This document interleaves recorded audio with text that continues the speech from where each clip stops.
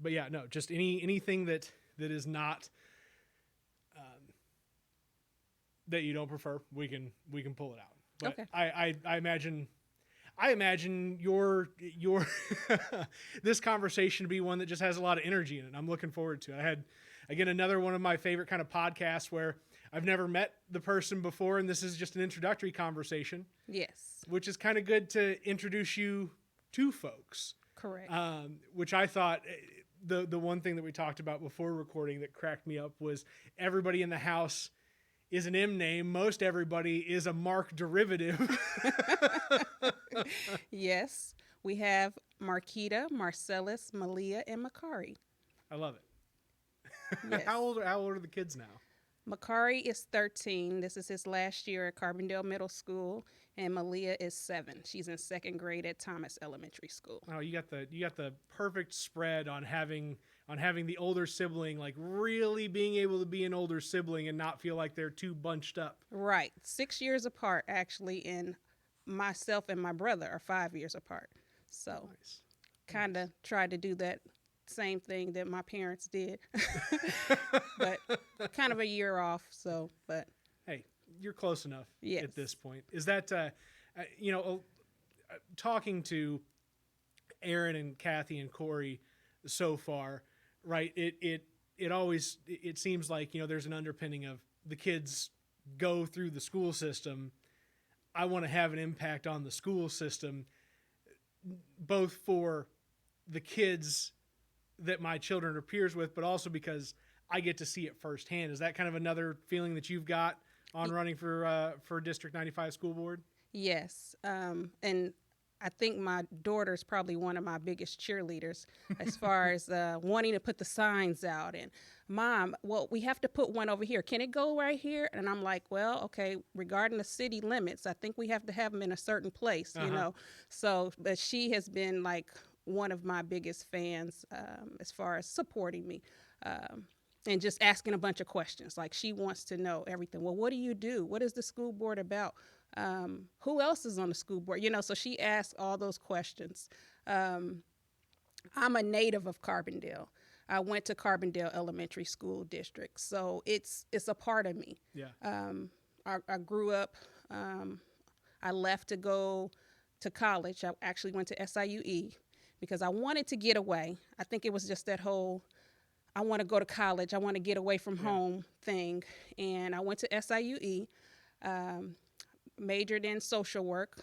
Nursing was originally my major, and got into some of the courses, and I just did not feel that was the right path. I knew I wanted to help individuals. I just didn't know in what capacity that I wanted to help them. So I ended up going into social work, graduated with my bachelor's degree from social work, ended up back in Carbondale. And I started out working at Gateway Foundation as a substance abuse counselor. So I still have my certification in drug and alcohol counseling, did that for 11 years and loved it. Loved it.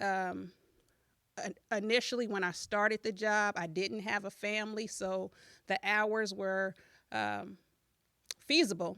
At the time, the hours that I was working, but, as you start having children and you have a husband, a family, there's, different changes that occur in your lifestyle. So I ended up leaving Gateway, and I worked at Head Start at SIU for a year, and I was a family partnership specialist there. So basically, I was working with the parents and the students at Head Start. Worked there a year, and I currently work for Upward Bound. It's a college prep program here at SIU. I am an alum of that program, so I kind of feel like I'm doing this full circle thing. A lot of my friends and even my family left Carbondale because it wasn't for them. Yeah. And I just feel that I am still here for a reason. And I believe that community involvement with the school board. I'm also a part of Delta Sigma Theta Sorority Incorporated. And even with that, a lot of my career, my community service, all of it is steered around youth. Like I said, I work for a pre-college program, so I'm working with adolescents. A lot of the positions that I hold within the sorority, as far as like the scholarship chair that I am on currently, I tend to, I don't know, it's just I gravitate towards adolescents, teenagers. That's just who I gravitate towards. A lot of the projects or the different things that we do within the sorority. We did a breakfast with Santa. It was held locally at New Zion Missionary Baptist Church, and giving the kids the opportunity from the community to come in to meet with Santa and do arts and craft activities, have breakfast. So it's things like that. We did a mother and son dance at Thomas School for, I think that was from, I think it was K through 5th grade that they were allowed, the sons and mothers or guardians, and we had even some grandparents there to bring their sons out and have just a time with them. They danced. We had provided snacks, did a little I think they're called Minute to Win It activities. And it was so fun seeing the parents or the mothers and grandparents interact with their, sons or grandsons during those activities. So it's just, like I said, I believe that's my purpose. Growing up here, things were a lot different. Things were a lot different when I grew up here than they are now. There were a lot more things for youth to do. The Great Skate Train. Oh man, that is a name of a business that I have not heard in a very long time. Yes, skate train. There was cuckoos. There was different teen night. There were things that we could involve ourselves in on a fun level, as well as there was educational opportunities. Obviously, like I said, Upward Bound is still around, but there were other programs, career prep, future scholars. There were just programs for youth to involve themselves in to keep them busy. Irma C. Hayes, I'm a graduate, a pre-K graduate from Irma C. Hayes. So there was activities there in the summer for us to do, just so much. And now it just seems like there's sports, there's sporting events, and there's a few, activities on SIU's campus, the Lego camp and, different things of that nature. But there's just not much in the community as much as it was growing up. Yeah. No, in a broad base of activity that folks can be involved in. And we hope that you'll be involved in this conversation for episode, looking at the screen, 46 to make sure. I can't even believe we're up to this number already. You've been busy. Yeah, it's been going since September and launching this project, the WTF Carbondale podcast, where we talk to interesting people about their interesting lives and tie it all back together to this little old place we call home, Carbondale, Illinois. And as the final person in the kind of impromptu interview series with District 95 school board candidates, I've got Markida Roper here with me today, and I'm thrilled to be in it with another townie. So, yes, I'm a Carbonite. I guess that's what we're called. So that is an argument that stands and that comes up in the group every now and then, where people are like, "Are we Carbondalians? Are we Carbonites? Are we there?" There's like one more that I can't think of offhand, but like there's everybody's got their own different phrasing for being from Carbondale. Yes, being from Carbondale. Are you kind of like the generations and generations back type of Carbondale as well, or did parents or grandparents move here, or what brought your, if your family hasn't been here for generations and generations, what brought them here? I guess I should ask. Okay, so my mother was born and raised here. Her parents moved from Brookport. My dad's parents moved here from Tennessee. So some of his siblings, he was the oldest, some of his siblings went to high school here. He was in the military when his family moved here, but he ended up meeting with my mom. here years ago, many moons. They met here in Carbondale. So I have, let's see, my great grandparents on maternal side, they were the founders of New Zion Missionary Baptist Church. It started in their home. They also were one of the first African American business owners. They had a grocery store on the northeast side of Carbondale. Lennis Turley is a relative also. Very cool. Turley Park is obviously named after him. So I do have generations of family from Carbondale. And we just, like I said, my brother moved to Chicago. But I can't, like I said, I went to college and I ended up coming back here, and it's home. Yeah. And I do feel it's still a good place to raise kids. Obviously, there's some things that need to be changed. And I believe that the change is coming. The change is coming. COVID has obviously put a lot of things in perspective, I believe, for a lot of people. I can say for myself, it slowed me down. It allowed me to spend some time with my family. And I joke, like, the week, and here we are a year later, that week before everything starts shutting down, I promise I had something every day that week. And some of those days I was double booked with a parent-teacher conference or a committee meeting, or, I had something going on every day. And then all of a sudden I start getting all these emails. They're canceled. Such and such is canceled. This is canceled. This is canceled. So it was like I was able to spend that time with my family. So you want to be involved. You want to do what you can to help your community. But at the same time, you have to, raise your children. You have to take care of home. You have a husband, that you have to cook for, and, different things of that nature. But I will say that we have a balance in, the household. As far as my husband, he is the cook as far as I'm concerned. I can cook, but I will say, for the record, yes, he is the cook of the house. And this is what he wanted. That's why he was texting you beforehand, like, "Are you on? Are Yes. you on?" He wanted to hear you just praise him. Yes, yes. And I'm giving you that praise. Yes, Marcellus, he is the cook of the house and loves to go to the grocery store now, because he loves to cook. So, of course, he wants to get the ingredients for the items that he cook. And, of course, I have no problem with that. Right. And I think I'm grateful, I'm blessed that we have that balance, in our household, that he can pick up where, I might be at a meeting or I might be late. Yeah. Even now that everybody is Zooming and Google Meets, my daughter will say, "Mom, okay, is this school board? Are you at work? Or is this a sorority meeting?" She's asking me, like, okay, so which one is it tonight? Because now it has picked back up. Yeah. Now I am in the house, but that attention has decreased with her and my son.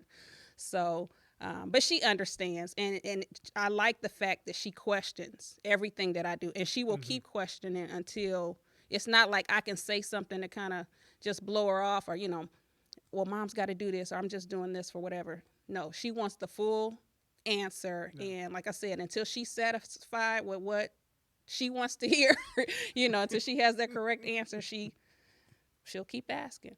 That's phenomenal. I struggle with the balance of telling your kids that they need to question everything and making sure that they are capable of challenging authority when it is right, while also maintaining authority and having to say, "I'm tired of the questions right now. Just go on."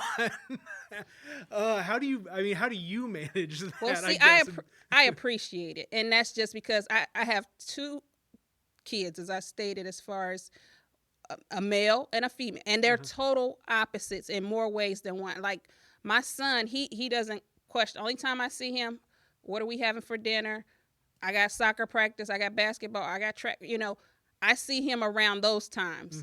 But my daughter, she's right there. She's always there. She's questioning everything. But he's not that one that asked too many questions. But now he's going into high school. It's like, okay, so now I'm starting to pick his brain. Like, okay, so do you know what you want to be when you grow up? Have you even thought about what you want to, so it's them questions now that I have to, ask him. Yeah. And it's just to see kind of where his head is, what is it that you want to do, and he's still like, well, I'm thinking about it. He hasn't gave me a precise answer at this time of what he wants to do or, career wise, but he loves sports. Soccer is his first love. And I think my daughter's trying to follow his footsteps with that. His dad is a carpenter, a union carpenter. So he kind of asked him questions like, well, did you build that bridge? Because there's different places or buildings even here in Carbondale where he was on the crew for those particular projects. So he'll ask, different questions about that. So I can tell that he is starting to get some interest in something, or at least, just asking the questions. But he's just never been that one to just ask, questions up front. But my daughter, and for the most part, the questions that she asks, it's relevant. So I have no problem answering those questions. But when she starts talking about Legos or a TikTok video or something of that nature, then it's like, okay, well, yeah. I need the escape hatch. Get me out of this. Get me out of this.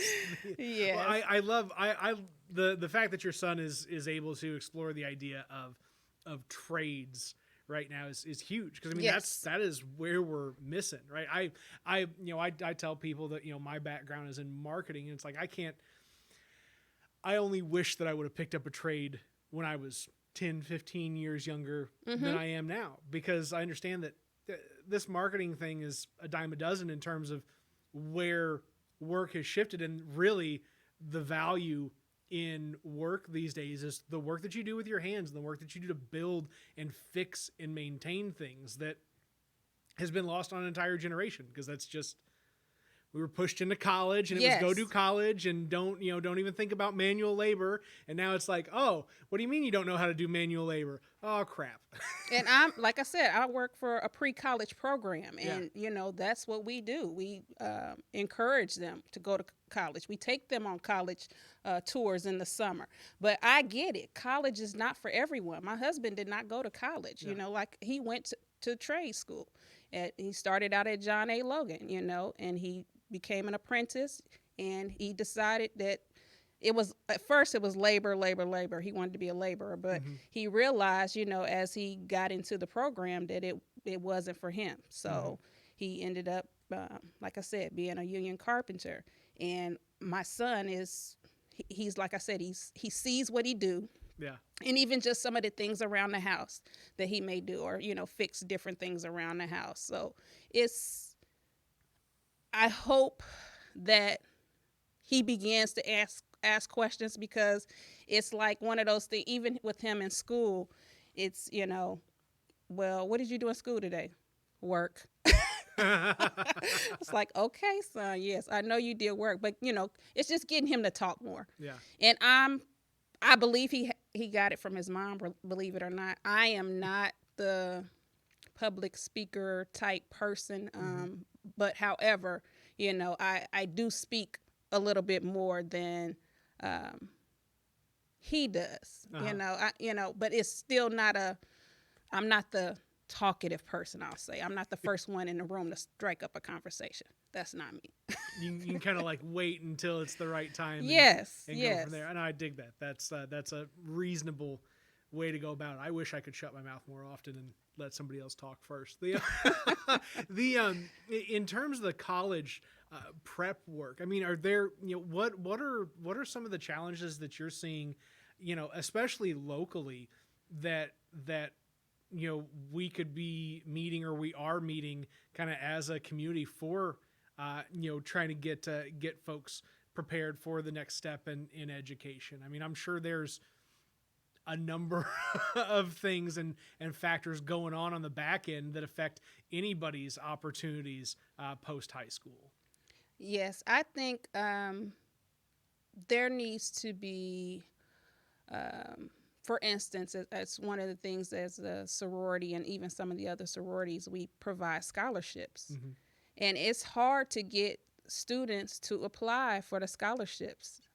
This is free money, and I get it. Once again, I went to like I said, I was in the Upward Bound program, and even going to college, I did not fill out a lot of scholarships before college. Now, after my freshman year, and I start seeing, some of the tuition and, my parents, the burden on them. I just didn't want them to have that burden of having to pay back all of these loans, or I didn't even want myself to have to pay back some of these loans because I was not, like I said, I wasn't the scholar type. I did not like school. I mean, I just knew this was something that I need to do. Like you said, college was pushed on me by my parents. They did not go to college. They went, my mother went, but she did not, finish. But they pushed it, and it's like, okay, this is something that I got to do.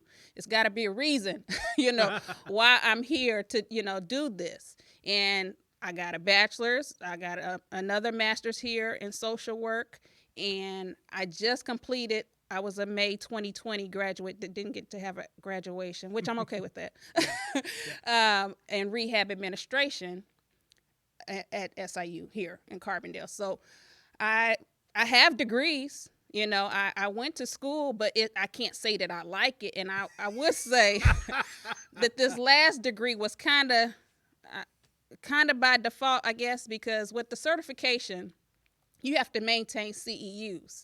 Well, I was taking college courses to maintain some of those CEUs, and it got to the point where I got close to receiving another degree. So I'm like, well, why not? If you're this close, my advisor was like, you're this close. You only have so many more classes. Well, I can keep taking the classes to continue my CEUs because you have to maintain like 40 every 2 years.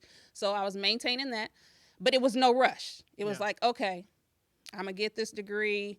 I'm going to get my CEUs. It'll happen when it happens. And that's what happened.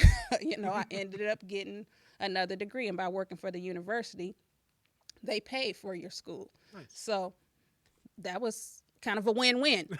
So it's like, you got to do this. You need to do this. Let's do this. So, you just woke up one day and you're like, oops, I got another college degree. Got another degree, and it just happened during COVID that I finally finished. That is such a funny balance of like not being like interest, like not really being like the person that's interested in being a student, but then also on the other side of it, being a person that's deeply ingrained in the system of schooling. Yes. Right? Like understanding the importance and understanding that there has to be this administrative mechanism to make it work, right? Whether it's at the school board level or, the college entry space that you're in working, while at the same time realizing that, oh man, these kids got to do it, but they're going to hate it the whole way, just like I did. Right. And I tell them that, I am an example. Like I said, I tell them that as I work in my program, I tell my kids this, you may not believe me now, but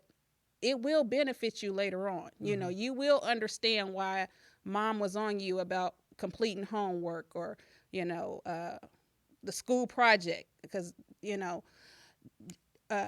just let me know when you have homework and things like that. Let me know. I can help you out. Like I said, I'm not the type that likes school, but I understand it, and I understand. I want you to understand that this is something that will help you in the future. And it's not just with school, but a job, employment, a lot of the things that you're learning now in school will help you on a job, just even the communication skills, just different things of that nature. It's just not about the grades that you make, but it's your communication, how you communicating with your teachers, completing assignments, because there may be, assignments on the job that you have to do. So it's learning the work ethic through going to school. And we tell our kids, school right now is your job. That's all you have to do. Maybe a few chores around the house, but this is your job. That's all you got to do right now. Just do it.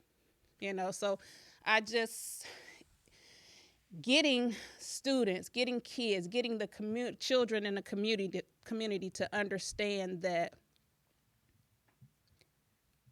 school is your job right now. Yeah. it determines what job you will have in the future. So I don't know. And then COVID, like, it hit. So everybody's on Zoom during school, and they lose interest. You know, you're in your home environment doing school work, and it's not working for some. So as a school board member, you know, when it's that time where we had to vote on students going back to school, you know, well, I know that it wasn't working for some students. Yeah. I had gotten calls from parents personally that, like, what can I do? You know, so it's like safety is first, and I always said that. You know, once the numbers are start decreasing, as far as COVID here, you know, we were maintaining contact with the Jackson County Health Department, and it was like, let's give the kids the opportunity to go back. At least give the parents the choice. You don't have to send your kids back, but here's this opportunity. Now that the numbers are lower, send your children back if you feel that they actually is not working for them to be at home. And some came back, obviously, and then there's some, you know, that's still at home. I was super appreciative of the option opportunity, right? Like, understanding that not everybody is in the same position with, you know, whether it's relatives or the ability to afford childcare, or, you know, a domestic care situation at home where there was the availability of that for, you know, for us to still be able to, you know, do remote learning, but also know that, yeah, the kids can still come together in the classroom. Like, I was really happy with the way that y'all handled the re-entry into school, and you know, the continued phase into you know, a return to in-person learning, like, because those aren't easy decisions to make. I imagine very tough decisions, very tough decisions. And honestly, our district was one of the model districts, I'll say. That's a great way to phrase it. Model district is the way to phrase it. A model district, because even with going to some of the conferences and training that we still, you know, had to do online, some of the breakout sessions that they were having was regarding how to get students tablets or computers or devices to work from home. And that was something that we had already established. How to provide meals for students who do not come to school, you know, that are doing remote learning. Carbondale Elementary School had already did that. So it was like, some of these things, I'm like, wow, you know, we are way past this. And it's unfortunate that some schools are still trying to work through some of these hurdles. And, you know, and that was something to be proud of, to be a board member and know that our district was one of the ones where, you know, people were looking at how we were doing things.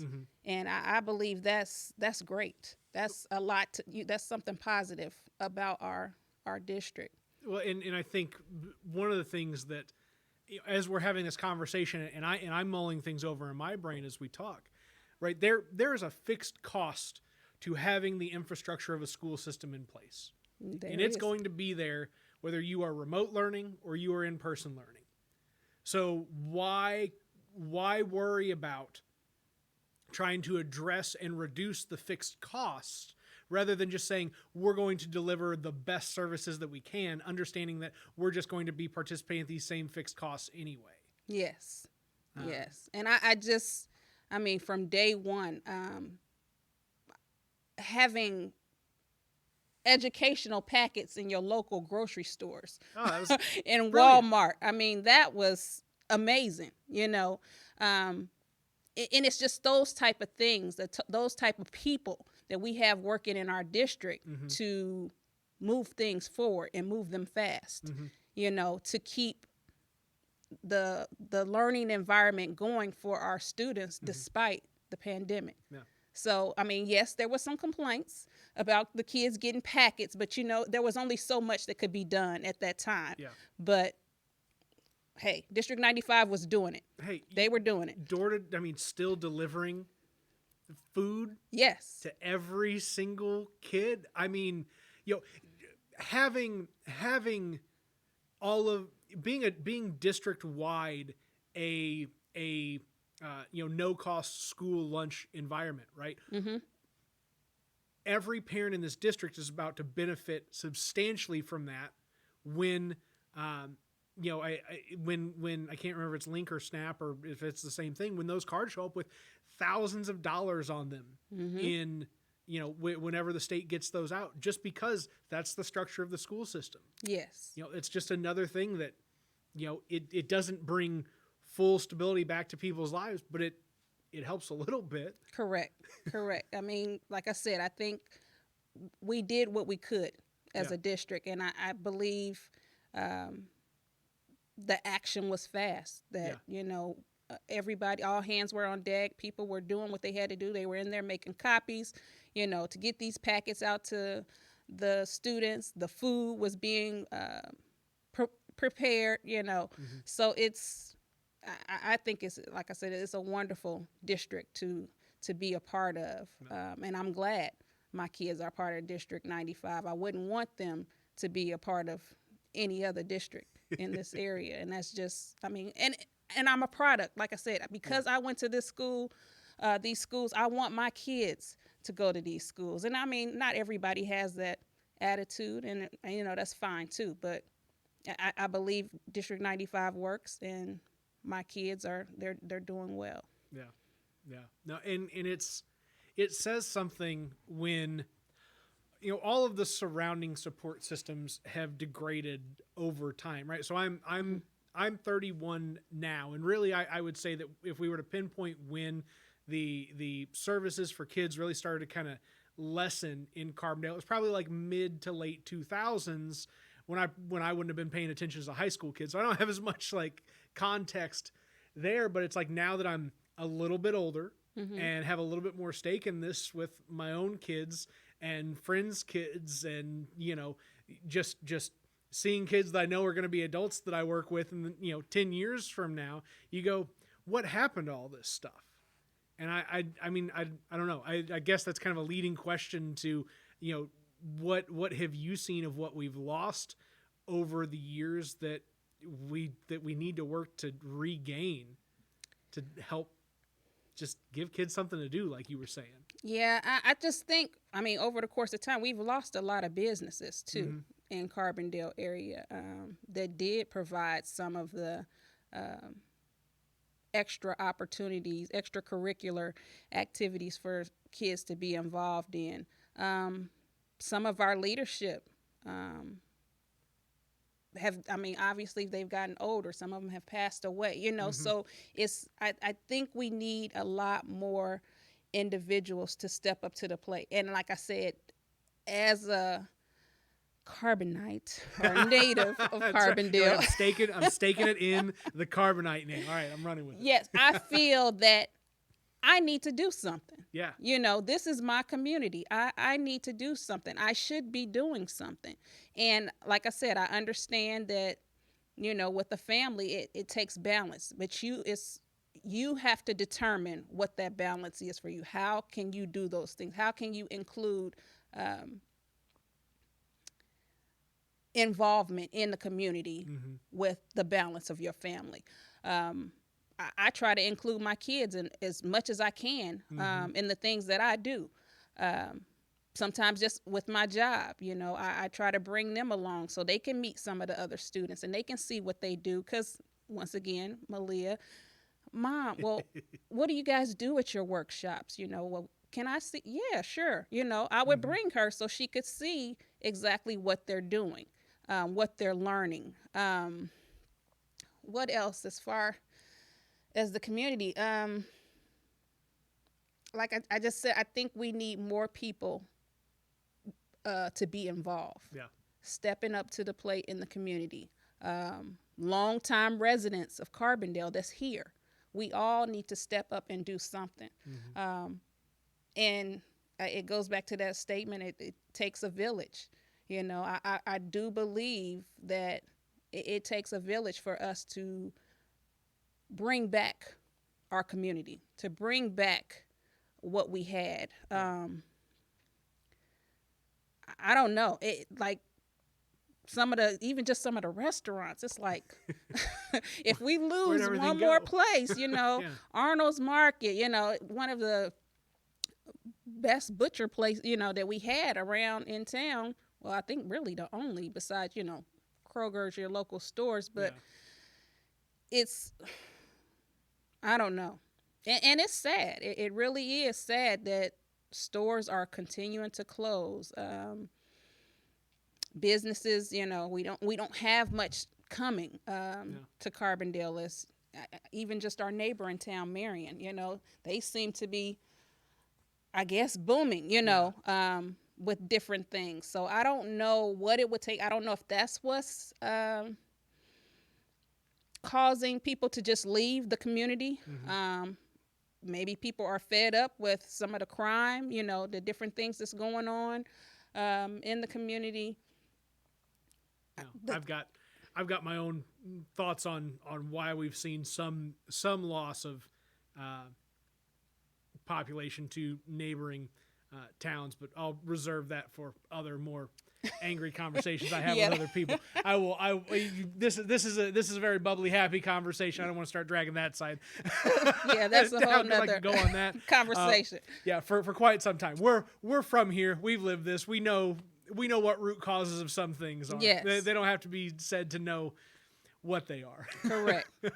You're right about that. What is, and it's cool to hear, about having the entrepreneurship background in the family. I mean, do you feel like some of your older generations, kind of tilt towards being entrepreneurs and being business people has kind of fed into the person that you are now? Maybe you don't have your own business, but you treat business like it's your business. I would say just making my family proud, whatever direction that is that I have chosen in my life, in my path, in my journey. I just wanted to make my family proud. It's good to hear. I love to hear the history about my family, in this town, and even sharing it, with my children. For them to, obviously they didn't get to know some of them people, but for my children to go play at Turley Park. This park is named after one of your relatives. So it feels good, to have that. But business, I'm definitely not the business, financial. Oh my gosh. My husband could tell you about that. But I can spend the money, don't get me wrong. Right. I can do that. I'm a shopper. I'm a couponer. I'm all of that. But to have that business entrepreneurship side, and I would be curious if my son, if that's something that may strike his interest one day. I don't know.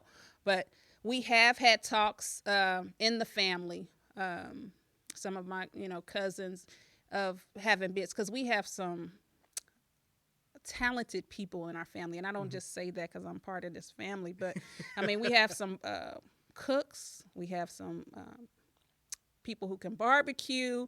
We have, they make items. They're crafty jewelry. I don't have any of my aunt's jewelry on tonight, but now you're in trouble. Yes.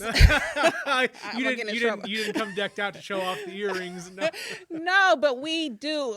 Photographers. I mean, we have some talented people in our family, and it's just, I think, in general, building the confidence and even the financial piece of getting those things started. But we definitely have it. And I think the history in our family of like the entrepreneurship, it's there.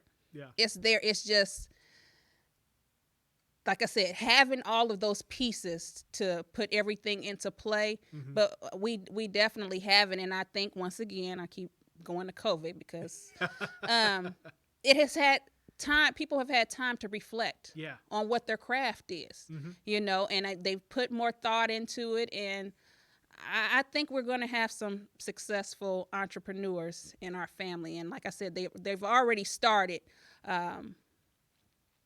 just, doing little small scale things. But I think if they keep it up, their craft, and, just maintain the journey, the path that they're on, that they're going to be successful. They're going to be successful. No, that's very cool to hear. I just had like something in my brain that was like a direct offshoot of that, and as soon as I was ready for the transition, it just went out of my mind. Shame on me. That happens in some of the long form stuff. Oh no, that's what it was going to be. That really, a lot of underpinning on the business side of like is having to be a salesperson before you are anything else, right? You got to go ask somebody for money. It doesn't matter if you're, making barbecue or making jewelry or selling a trade or a craft or a piece of media, that like being able to make the ask is number one in being a business person. Yes. It's a difficult thing to do. And that even kind of goes back to this campaign too. Yes. Because tell me about that, because and this is what we were talking about before the show started, that you were the one person that had a sign out before I had my sign done. I was quite impressed. I was like, who is this Markida Roper person? I was like, I'm putting my sign out next to a sign over off Giant City. I go, this is pretty good. This is pretty good. And I have to say that goes back to my upbringing too, and some of my very close friends. I'll just say the originals. I won't name them all one by one, but the originals. They have supported me beyond belief, as far as designing my signs, getting the information for me for my sign. I mean, from day one, when they knew that I was running for the school board, it was like no questions asked. Whatever I needed them to do, they were coming up with everything to help me out. And they all grew up here. None of them live here. Only one of them live here of the originals, besides myself. And that's my best friend. She still lives here, but they all left, and they all are very successful. So, but yes, they helped me.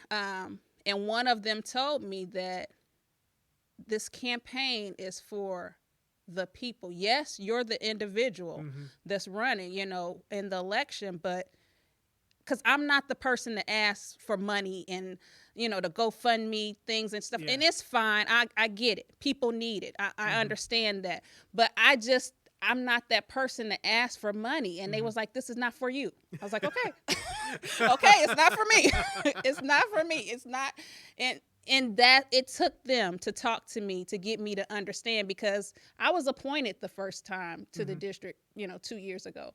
And I did not have to go through this. I didn't know all this work was on the other side. So this is my first time, although I'm on the board currently. That was just like a job. You apply, you do an interview, you either get it or you don't. Yeah.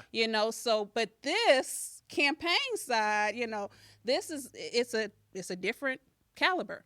And I've enjoyed it. I mean, I have. For the most part, it's been great. Getting the signs.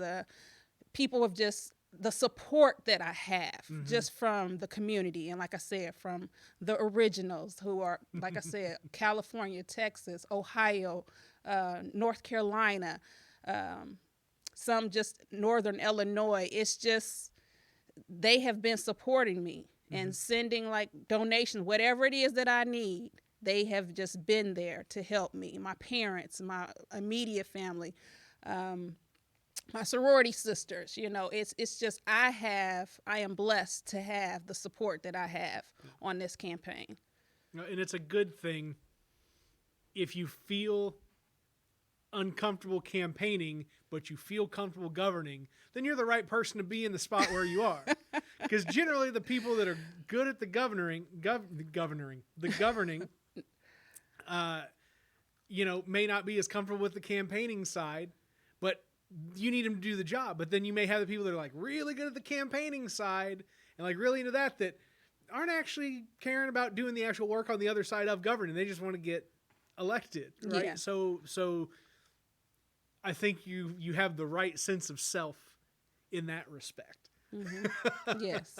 When I was talking to, I think it was Corey about this, that what the way that I phrased it to him was like the moment that you feel comfortable asking somebody for your vote is the moment that you shouldn't be asking somebody for your vote, because you're asking them for their power. Yes. Right. You're asking for them to like actively give you power that you will in turn exercise on behalf of them. And that's like jumping out of an airplane, right? It doesn't matter how many times you do it. You should always feel uncomfortable when you jump out of that airplane, no matter how well prepared your parachute is. Right. Right. Yes. And like I said, it's just, I am blessed, like I said, to have the support that I've had, and people to push me, you know. And one of my friends, she was just like, and we don't say friends, we're like sisters, because we all grew up together. But she was like, so we have to watch how we put certain things on the signs, and because if we put 21, then you can't use them when you run for this, that, and I was like, nope. I was like, I believe this is it. I was like, school board is my highest of the lowest levels. I don't think this political thing, is something that I want to take further, but I don't know. Who knows? Yeah. But I enjoy it. I really do. I enjoy being on the school board. It's definitely a team effort, and it just have to be something you have to be willing to work. Yeah. And right now, with this COVID situation, and big decisions have to be made. The schools are not in session full, as far as all day, every day. We're still remote and hybrid. Some students are, not even back in the building yet. So it's just all those transitions, that still have to occur. All those decisions still have to be made. So it's a tough job, but I'm in it to win it. So you made an interesting point on being appointed. What was that process like? And I mean, was it just like fill out a sheet, do an interview, you either get the job or you don't? Was that literally? Literally. It was just like I said, applying for a job. And you fill out the application, you send resume, you get called for the interview, you interview, and you get it or you don't. It was just one of those situations. I didn't have to get signs. I didn't have to get door hangers. I didn't have to go door to door. I didn't have to ask people for their votes because it was the board, that made the decision at that time. So this part is different, and it's new to me, because a lot of people are like, well, you're already on the board. Yes, I'm on it, but I'm taking a different route this time. Running for it is not the same as being on it. Yes. This is a totally different avenue that I have to do this time. But like I said, I do. I appreciate the support, and it was a joke that the president now of the board, Mr. Major, he was just saying, because when I actually got sworn in, so many family members were there to see me sworn in. Everybody was looking around like, is this your family? Yes, they came to support me. Yeah. And that was just, in a nutshell, that's my family. That's what we do. When things happen, when family do things, it was a big deal for me to get appointed to the school board. And they were there in numbers, and then I had one cousin come from Alabama. Wow. And she missed it. Oh, no. Yes. Was she like driving and she was late? She was driving. I think she got turned around. I don't know, but she got there at like the end and we had transitioned into a meeting. So I didn't get to see her till afterwards. But I mean, that just shows the love for my family. You know, they support me. We support each other when we're doing things that, and it's just rewarding. I mean, I love the support. I love the closeness that we have. My family and my friends / sisters that I call them, it's unmatched. It really core is. Skill that seems like the underpinning to family, having come from folks that were, what they would call today like planters, right, or people that seed churches.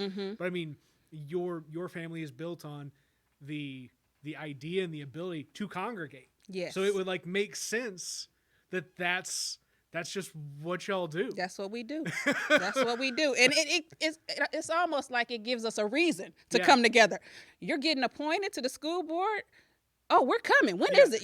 So, and the crazy thing with that is we had just had like a family reunion a week or so before that. Now, had that, when I was sworn in, had it occurred like a week earlier, it would have been standing room only. So what are weddings like in your family? Then? Oh my gosh.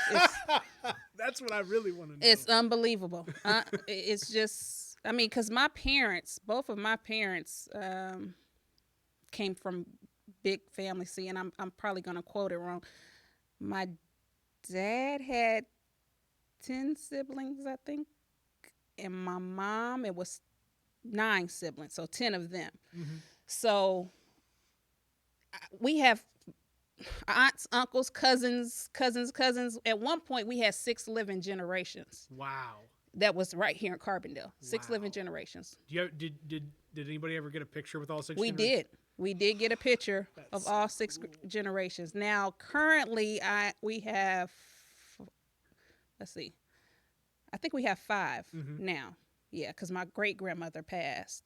So, yes, we have 5 living generations now, but just 4 with my immediate family. But with some of my other cousins who have kids, there's, 5 generations. So it's a lot of us. It's a lot. And then my husband, mom only had a set of twin sisters. So he didn't have, I think it's 8 cousins total on his maternal side of his family. So it's like when he see my family, and it's like, wow, okay, And all of his cousins came to our wedding, and not all of mine, but majority of mine was at the wedding. I mean, because we just couldn't, it was not enough space and financially. You had 15 seats over here and 85 seats over there. And then that was another thing. We didn't do the groom or the bride side. You could sit anywhere you want. When you come into church, it was just anywhere you want. It wasn't a groom or bride side at all. If you can get a seat, go get one. Yeah, you better sit in the first seat that you see. Yes. Oh man. So I mean, I would assume you grew up in the church then. So did you get married at New Zion as well? I didn't get married at New Zion. We got married at what's the Vine? Was it the Vine? Yeah. Well, that would make sense. I mean, they've the got one on Giant City. Is that the Vine or the View? The View. Okay, we got married at the View. And one of the reasons for that space. I the would space, imagine. and we don't have a center aisle at New Zion. We have 2 aisles, 3 rows of pews. So we didn't have a center aisle. So that was one of the reasons too why we got married at that particular church. But you wanted your center aisle walk. I wanted a center aisle. It's just some things growing up that you have that vision, or that you want when you on that day that you get married, and that was one of them. How did you 2 meet? Okay, so my husband is from Chicago, and he moved to Carbondale during his high school years. So that's how we met in high school, and we were off and on. We weren't together that full time, but after I graduated from college and came back to Carbondale, we connected again, disconnected again. So it was just one of those off and on things, but he had always told me that he was going to marry me. And I'm like, nah, no, you're not. That's the move that he's waiting for. He will be like, all right, I'm going to tell him at 54 minutes is when you get Make sure you watch it. And he knows it. He knows it. But things happen. People change. So we've been married 10 years now. Well, no, it'll be 11. Yeah, 2010 we got married. That's so great. yeah. It'll be. So yeah. And my parents have been married 50. 50. To have. Yeah, I'm only. I better get this right. 2 years into marriage, come March 28th. Okay. I got to get an anniversary gift. Thanks for reminding me. I appreciate you. Yeah, you better get on that. For our second wedding anniversary, I decided to lose my actual metal ring, which is why I wear the silicone. Oh, now. wow. That was my gift right now. Silly me. But the just to imagine what it's like to live out a life with somebody for 50 plus years. Yes. Live a lifetime with somebody within a lifetime. Yes, and that's what I'm looking like. Really? I got to deal with this guy for the rest of my life. No, but I think it works if you work it. Yeah. It's just you have to, like I said, we have that balance in our relationship, in our marriage, with the kids. There's certain things. Obviously, it was a different lifestyle that he grew up. Because he, like I said, was pretty much raised in Chicago, but he came here during high school. Mm-hmm. But it was a different lifestyle. Even just, and it's funny, we always joke about this. The other day, my son had soccer practice. Mm-hmm. And what happened, they ended up not having soccer practice, but he had left. So he called him and told him to walk home. It was him and another one of his friends. And I said, "You did what?" He said, "I told him to walk home." I'm like, walk? Because that's not something that we did. My parents would always come and get me, or, it was like, so it's like, oh my gosh, my son is walking home. Mm-hmm. But he's like, he has to grow up. Yeah. He's 13, and I understand that. I get it. But it's like, I'm not used to those type things. So it's like he kind of tells me, okay, you got to let him grow up. And I'm like, okay, Markida, you got to let him grow up. And it's like, it's hard, So, and that's just something simple, him walking home. But when's still the right time is always the question. I mean, it's a very real, when is it, when is the right time? Yes. And every kid is different. Every person is different. But when do you let them earn that next level of autonomy? Yes. And it's like, it's hard. And I know, I'm just curious, once he starts, getting a driver's license and that type stuff, Mm-hmm. if his dad will switch gears a little bit. So it's interesting to see how this all gonna work, that we have this teenager who's going into high school next year. And I cannot believe it. I can't believe I'm gonna have a high schooler next year. So I only have one in District 95, but she's gonna be there for a while. She's just in second grade. So she's tied in. Oh. Driver's license is coming up. I'm a bad enough driver as it is. I can't imagine having more of me in the household. This is terrifying. Yes, and those are some questions that he's been asking lately too. Well, is it hard to drive? What age were you when you first learned how to drive? So it's those questions are starting to come now too, and that's just been within the last week or so, because we completed his schedule for high school, and they had driver's ed on there, but I'm like, I don't remember driver's ed having it that early, my freshman year. At 14, so no, I was like, we're going to hold off on that. So he was like, those questions start coming. Mm-hmm. So I was like, I think I first started driving at 15 when I was supposed to drive. I mean, my parents are the parents that do things when it's supposed to happen. Yeah. Did I get a car at 16? No. And I'm saying this on the record so my kids can hear it too. No, mommy did not have a car when she was 16. I didn't get a car until I graduated from college. Mm-hmm. And that was, my parents put the down payment and I had to make the payments. Yeah. So it was just, it wasn't given to me. These were things that I had to earn, just growing up. And I just want them to know, and that was some things that they instilled in us too, that, you go to work, you go to school, or you go to school and then you'll go to work and then things will happen. Yeah.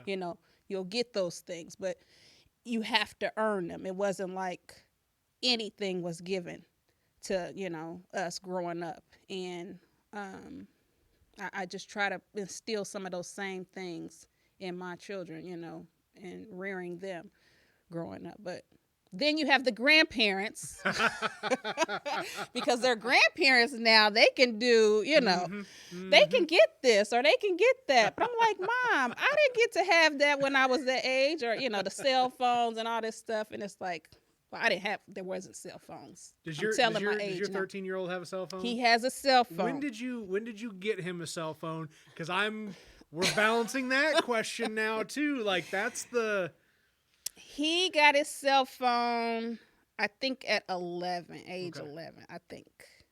But I bet you that's another thing. If I ask my daughter Malia, she'll know exactly. Probably she can tell you the dates and the hour and the time of when he received that cell phone because she's probably counting down to her time. Uh-huh. But that was one of those things that, he was involved in sports and, he would have to call to get a ride, different things of that nature. So we kind of gave in and, got him a cell phone. But we've only had one cracked screen.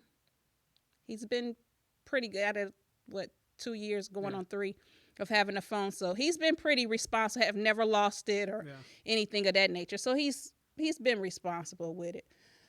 That was like I said, that was one of those things that we just had to just bite the bullet and go ahead and get it because I mean, it's one of those things. I mean, that's where life occurs now. Yes, and the communication, I need to know when practice is over so when I come get you or not walk home. Or at least you can call yourself an Uber if you have to at that point. Dad's going to pay for it, though. Dad's paying for that Uber. Right. That's great. No, this was really cool. I always try and do a lot of insight into an individual in these conversations, but this conversation has been very much geared towards family, and like family is you, right? That's Which me. I think, without even having to say it, like that's what we just spent an hour going over was just family, right? Yes, family is important. Family is important. And so was this conversation. Episode 46, again, part of our impromptu series with District 95 candidates, Markida Roper. And as I always say, have a good one, whatever that one may be.